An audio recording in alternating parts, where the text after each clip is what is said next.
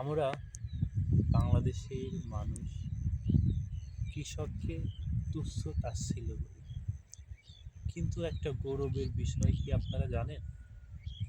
এই যে দেখুন, কি সুন্দর পেঁয়াজের চারা ধীরে ধীরে বড় হচ্ছে, এক সময় বাজারে বিক্রি হবে।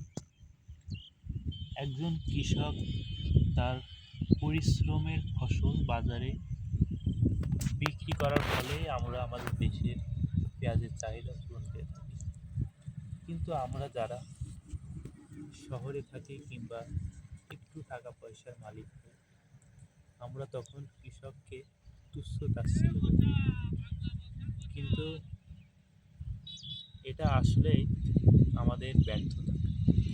কৃষককে আমরা মূল্যায়ন করতে পারলে আমাদের মানুষ হিসেবে আমরা, জাতি হিসেবে আমরা ভালো অবস্থানে